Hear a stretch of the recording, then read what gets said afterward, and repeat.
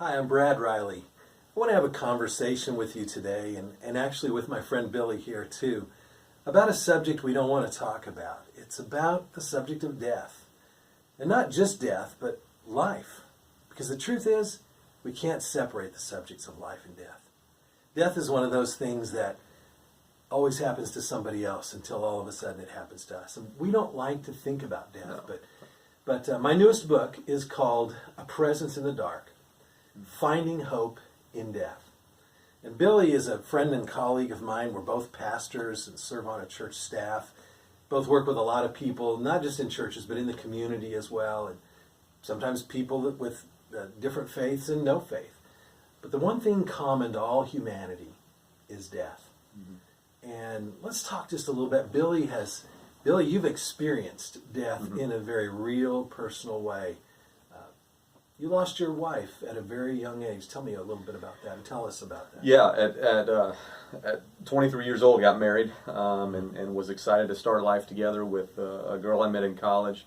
She got cancer and passed away when I was 25, so married just a little under 2 years. And especially in that time of your life, you're not prepared for death. You're not prepared for that topic. You may have older relatives or friends along the way who pass away, but to be hit that deeply, man, death, it can smack you in the face, and you're not prepared for that, and you don't know what to make of it. That absence of a presence in your life that was so important to you, and suddenly that presence is not there anymore, and boy, that can bring about all kinds of emotions and all kinds of things as life kind of sort of moves on around you. Right. You're left with this void in your life, and so I think a lot of times for people who are first experiencing death that's close to them, when that void opens up, all we're doing is now reacting to what death brings, and death can then dominate our lives. Right. You know, for everybody's understanding, it's been how many years since you've dealt with that? So that'll be 10 years ago. Wow, already 10 years. That she passed away. Okay.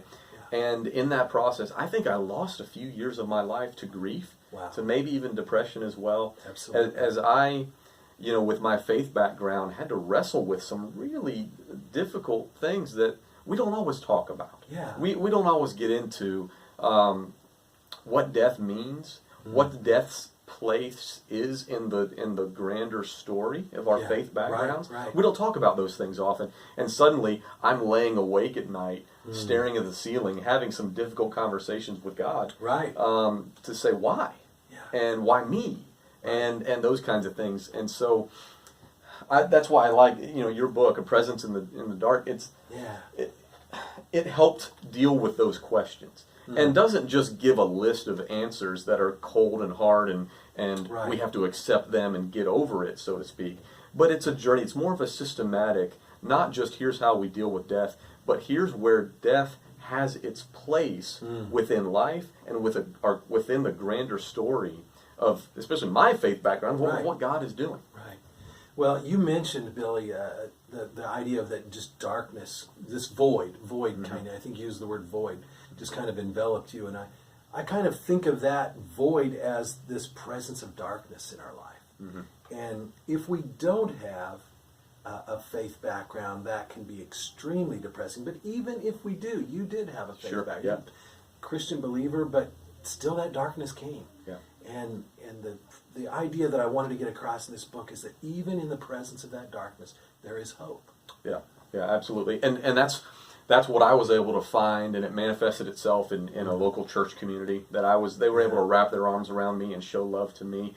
And I have we would call it a blessed assurance, so to speak, of something beyond this life that is beautiful, and like you said, brings hope. And so that's why I think this book, it doesn't, like I said, it doesn't just place death and here's that corner of your life that you have to deal with now. No, this places death within a larger narrative and a larger story that can help make sense of things. Maybe not make sense of the why, but also just make sense of now what? Yeah. Now what? And how can I process this? It's a great question. Yeah. Well, I really appreciate your sharing your story.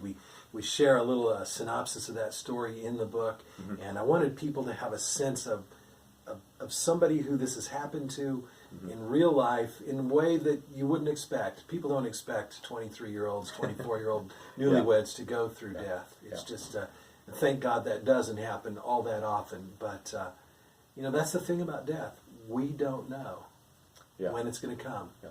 But we know it's going to come to all of us. Well, and it's not something to fear anymore for me. Knowing that there is hope. There is hope now. There is hope on the other side.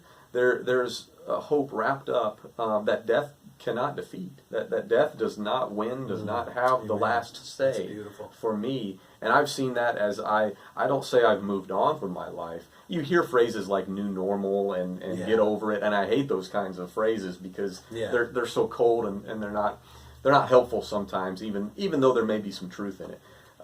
But for me, as experiencing in the last 10 years, having experienced death and so closely, but every day is a realization, a confession, and even a declaration that death is not going to win. That's right. That's right. I'm not going to give into it. I love that. Thanks for sharing that. There was something that you said that just made me want to stop and ask another question. And that was this idea that death is not going to win.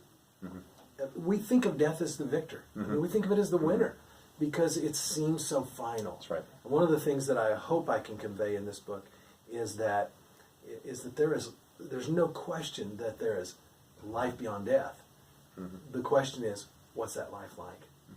And it's how we live in this life that has a lot to do with what that life will be like. And, That's right. and I'm trying to dispel some of the old stereotypes too, because I want people to understand that there is a God and that God loves them, whether they love Him back or not. Yeah. Because I think that's one of the things that challenges us in death is we get stereotypes of God. And we grow up in them, where they're placed into us by the communities we grow up in, the narratives of our life that are built into us. And sometimes it's a rather negative image of a God who is removed or That's right.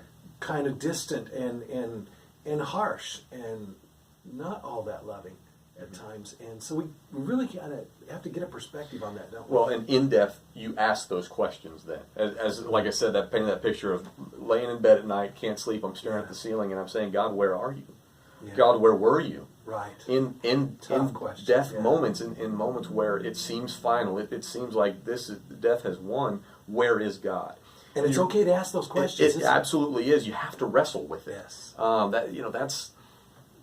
That's such an important thing to do. To deny it, to ignore it, to escape from it. Right. You're not healing. Then you're not dealing with anything. But to ask those questions, God's big enough to handle some tough questions, and we can throw at Him. That's right. Absolutely. And so that for me, and this book helps walk through where God is in those situations. Where is God in death? Where is God even in suffering and even hard times? Right. This book helped me, even 10 years later, realize God's there. God's right there. And it may take a little bit more effort to see where He is or to understand that. But I'm thankful for this book that takes us through that. Well, thank you, Billy, and thank you for sharing the story, and thank you for listening to our conversation today. I want you to consider reading the book and just open your heart. Read it with an open mind and an open heart, and look for the hope that I know is there, even in death. Thanks for stopping by.